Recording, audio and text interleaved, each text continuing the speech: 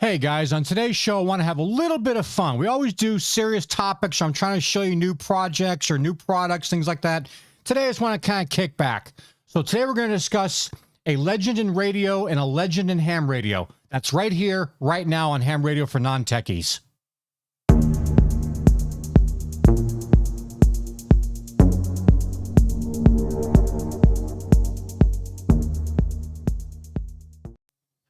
Hey guys, welcome back to Ham Radio for Non-Techies, where we try to simplify the hobby a little bit, get you to study and pass your exams, and get you on the air as quickly as possible. So with that being said, for the longest time, and it had to be, I don't know, 20 some odd years, I've been listening to this show at night. You know, usually we put on when we go to bed and it kind of just goes until it ends. There's a show out there called Coast to Coast AM, and they talk about all kinds of crazy topics, crazy things you wouldn't normally hear on the regular radio during the day, and that's probably why they're on at night. But we used to listen to this show, and we put it on, you know, it comes on at midnight, ran from midnight till 5. And I think it still does now, still like run midnight to 4, midnight to 5 every night on one of your local AM stations. But the original host and the creator of this entire show, his name was Art Bell. Now, I've been listening to Art Bell, like I said, for about 20 years, or I had been listening for about 20 years. And I was first introduced to him. A friend of mine came over to our house one day. I was like, I don't know, I was in my early 30s, I guess, or whatever. And he's like, dude, you got to check out this guy I heard on the radio last night. He had a recording. He's, you know, still recording things on tape. So he brings over his little tape, pops in the tape player, and he plays it. And this guy's talking about all this crazy stuff. He's talking about like UFOs and aliens and government conspiracies, all, you know, crazy stuff.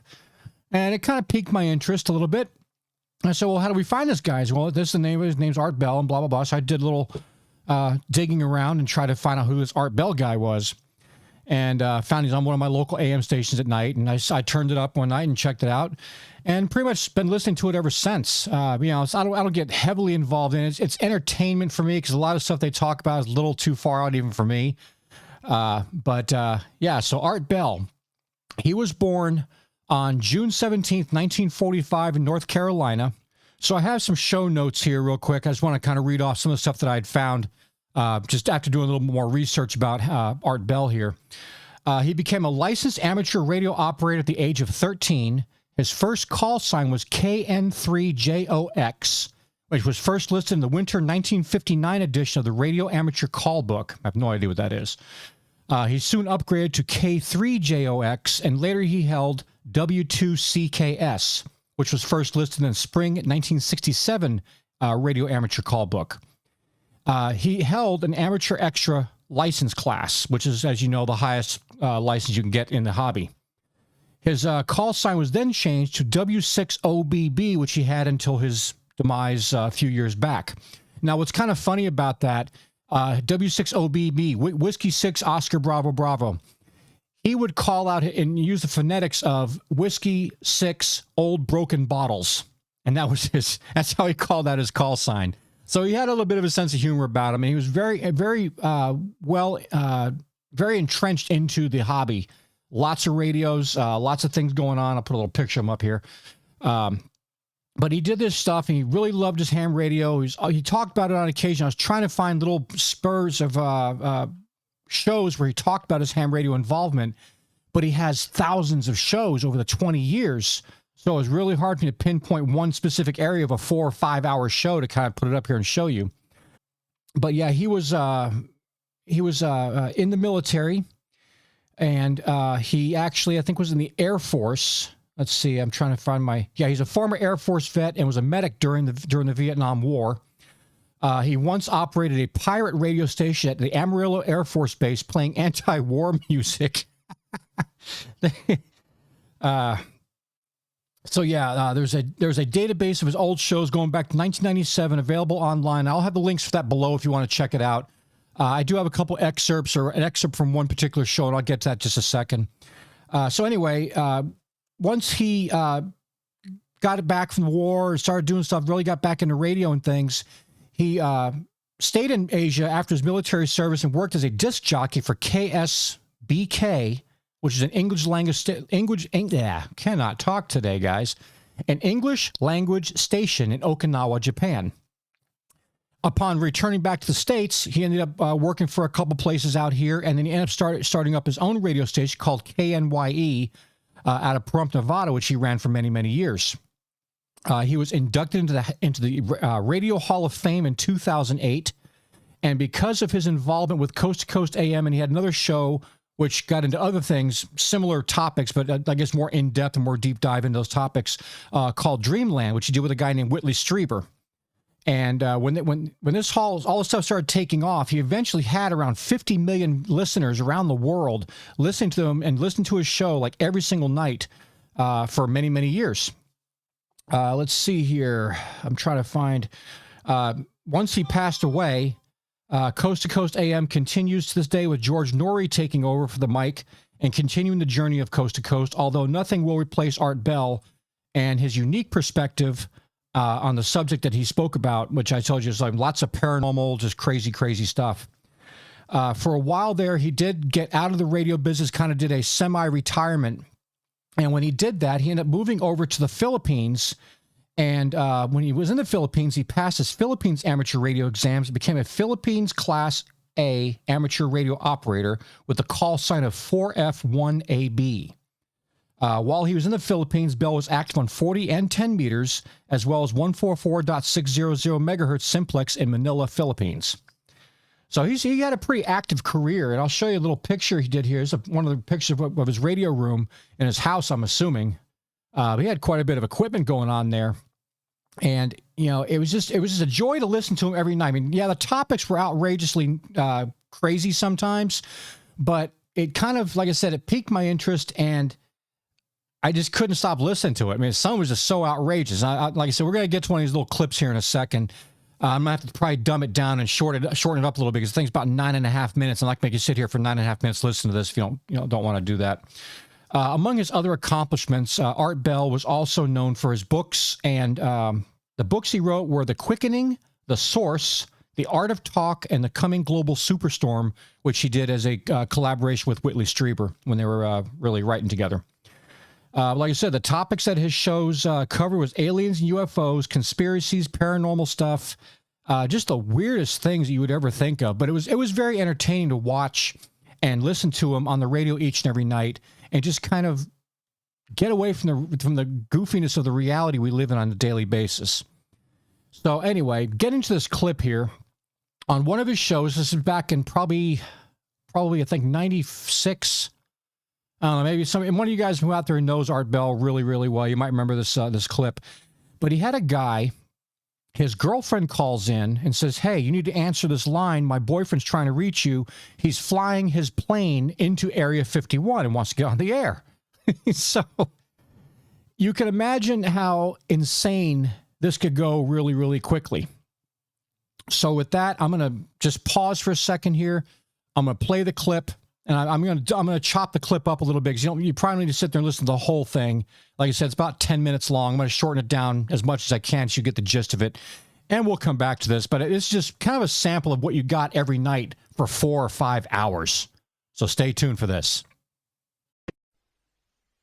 Again, let me tell you, Art, answer the wild card line. My boyfriend is in a small plane north of Las Vegas, ready to fly into Area 51.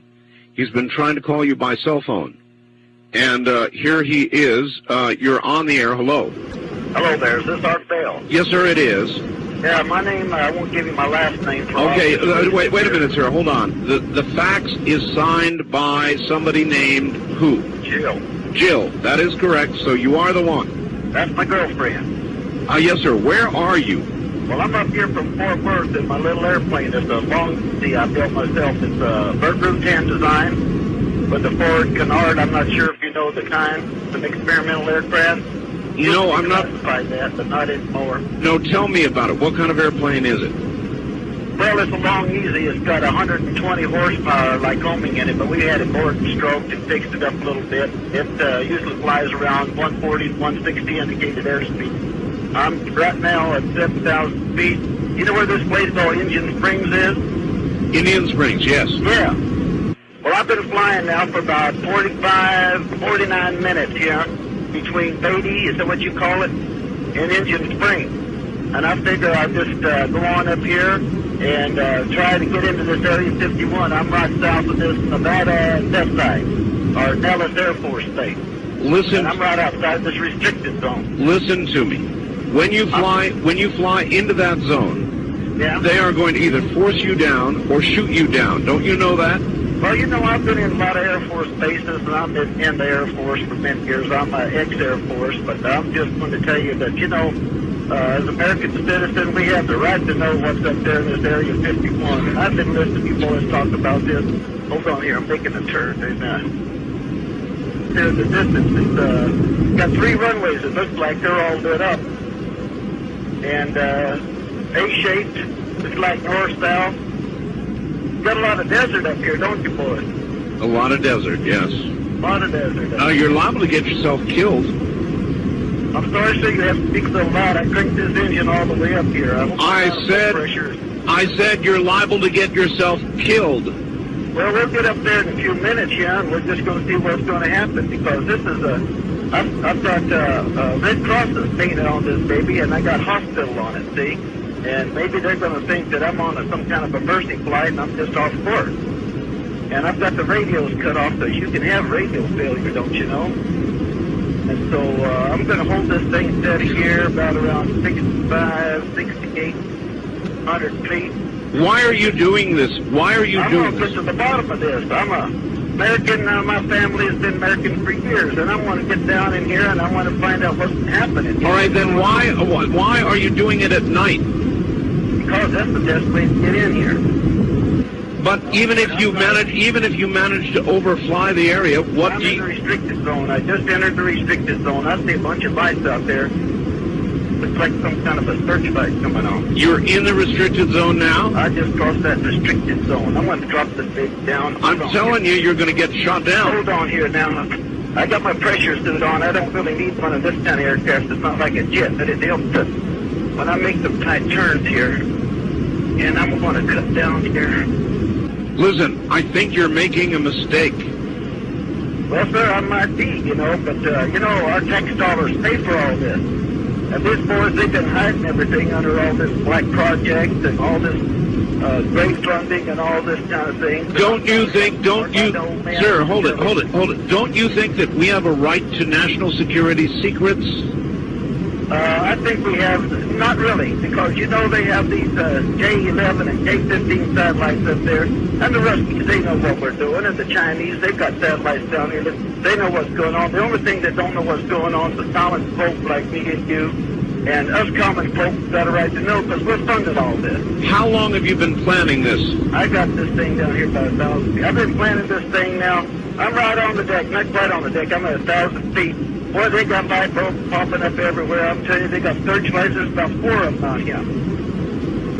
Hey, looks like there's a F-16 coming up here. I wouldn't be surprised. You're making a mistake. He's scrambling somebody down there. He's got some afterburners on, because I can see him. He's about 5 miles out. That old boy is cranking. Yes, sir. And I see something opening up here on the ground. It's I'm pretty low now. I'm starting to pick up all kind of buildings down here. I see something here is level with the ground, and they're opening this thing up. There looks like something's coming up out of that. I can't tell you what it is. It must be on some kind of a. Hold on here. I gotta make this turn. All right. I think this old boy's gonna head up here for me. I wouldn't be surprised. Oh, he's going to be up here right directly, because he's in the F-16, sure as hell. He's coming to hold on here. I would advise you to turn your... We get to this. I would advise you to turn on your radio. Come on, baby. Come on, baby. Come on, baby. We can do this now. Come on here. Hold on, this old boy's coming up here. Now, he's got his lights. He's got his lights on, and he's flashing me. Yeah, he's probably... All right, I'm waving at him. No radio, no radio. No radio, he don't know that. Well, if I were you, I'd turn it on. Folks are listening to Art Bell, because everybody listens to Art Bell. Well, maybe if you're making... I gotta get the bears. You're making a bad calculation, because if they're not listening, you're going to be shot down. I don't know what he's going to do here. He's rocking his wings at me right now. He's rocking his wings, and he's cutting in front of me. And you know, Oh, don't cut from me now, because if he cuts that cord, stay off. Stay off. He gets his vortex from his engine, from Pratt & Whitney engine. We're going to, just like twin tornadoes, if he gets too close, stay off, bro. Hold on there. I'm getting down on the deck. I'm going in. I'm getting down there. He ain't going to get me. I bet them veterans ain't going to get me there. They didn't get me over there. They're not going to get me over here now. Looks like some kind of rail gun coming about that elevator, that flat area over there that the doors opened up.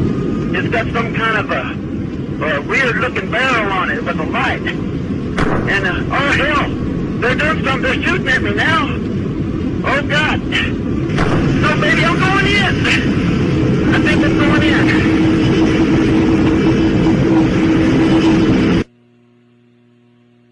Huh. Well, I'm not sure what we just heard. All I can tell you is I got a fax that read, Art, answer the wildcard line. My boyfriend is in a small plane north of Las Vegas and ready to fly into Area 51. He's been trying to call you by cell phone. So how about that? Kind of crazy. So the guy apparently took his Cessna, painted a red cross on it, and typed the word hospital on the side, and thinking that was going to get him by the military security to fly his plane right into Area 51 there and just ask him questions about the UFOs and aliens they possibly have, right? So I don't really know. Like I said, Art even said on there is I don't know what we just heard. You know, this guy calls in, says he's got a plane heading towards Area 51, and you hear what sounds like he got shot down. Now, that is very possible that happened. That's not an area of the world you really want to go flying planes into just randomly. And I'm sure if you get too close, they're going to send up fighter jets or something else to kind of, hey, get the hell out of here. But so that was a little taste of it. So getting back to Art Bell himself, the guy was very interesting. He always had great topics. He was very good with the people that he had call into his show. Loved his callers. He loved his ham radio. I actually found a couple clips online on YouTube where people had picked him up on 20 meters and 40 meters and just having a chit chat, talking about stuff like we talk about, just doing ham radio stuff, hamming harder, right? And so he was really, really involved in ham radio for many, many decades. And, I think he was just all around, just a great guy. He had a couple little issues here and there, the security problems. His first wife passed away kind of mysteriously. And about a year later, he ended up going over to the Philippines, like I said earlier, and he ended up getting remarried. And some reason he moved back to the States, moved back to Nevada, and tried to start up his show again. But at this point in time, Coast to Coast was already very well embedded with George Norrie as the host. So he started up another thing called Midnight in the Desert. And it was only on Sirius XM or something like that. And he was on there, broadcast for a little while. Well, he had complications with that. And I guess he just decided, the heck with this. I'm not doing this anymore. And he just completely retired. And I think that was back in 2015, 2016, somewhere around there. And as weird as this sounds, he actually passed away 2 or 3 years later. And he passed away on Friday the 13th of April in 2018. And he died in his home in Nevada. The circumstances surrounding his passing are still kind of weird. I don't think there's really been any closure on the autopsy or how does he pass. He was known to be quite the heavy smoker, so that probably contributed to it. But he was 72, I think, when he passed. So, yeah, W6OBB. And, it's funny, when I got my ham radio license and I thought about getting a vanity call, I actually looked up that call sign. It's like, hey, if nobody's gotten that yet, I'm gonna grab this call sign. Well, somebody beat me to it. There's a guy somewhere else in the States here who's also a big Art Bell fan, and he grabbed that call sign. That's now his call sign. So unless I'm willing to really wait it out, I'm probably going to be stuck with what I got. But I thought it'd be kind of cool just as a tribute to Art Bell to have that as a call sign. It would have been kind of cool. Anyhow, guys, so that is just a brief little history of a guy who was a legend in radio, whether you like the subject matter he talked about or not, or whether you agree with the subject matter he talked about or not. He made an impact on the world on the radio as a professional and as an amateur ham radio operator. And I think it would have been really cool to have had an opportunity to, meet him or talk to him. At the time, when his show was on and stuff, I didn't really have anything to contribute to the stuff he was talking about. And mic fright was a very real thing for me back then. So I wasn't about to get on the phone and talk to somebody across the world knowing there's 50 million people listening to me talk at the time. So that's no longer an issue, but he's no longer here. So I thank you guys for joining me for the little journey down the world of crazy here for a moment. But I think it was important to document this. I mean, you know, and we're not near any major anniversary of his life or anything like that. But we are approaching October. October gets into the spooky season for Halloween and things like that. I thought it'd be kind of a cool idea. Just do something a little bit out of the ordinary and bring you guys a show that isn't really overly serious. I mean, I get in front of the mic all the time. I always got something great I want to show you or something I want to talk about. And for once, I just want to kind of just chit chat. Just kick back, talk about something that's kind of cool. Still ham radio related. And I think this was kind of a cool topic. You guys let me know in the comments. If you ever heard Art Bell on the radio, do you still listen to Coast AM? You think I'm nuts for doing this this episode? Check it out and you know, give me a thumbs up if you like the video. And I ask you to subscribe. If you're not a subscriber, subscribe now while you're thinking about it, while you're here. It doesn't cost you anything. Hit that subscribe button, click on that little bell, and be notified when I do new videos. I will be going out to the Belton Ham Fest this weekend. So I'll be out there with some of the other YouTubers. And if you guys are in the area out in your Belton or Temple, Texas, come on down and come check it out. Come hang out with us. Come talk. Do a meet and greet. I'd love to meet some of the fans of the show. Anyway, guys, that's all I got for now. This is Ham Radio for Non-Techies, and we are clear.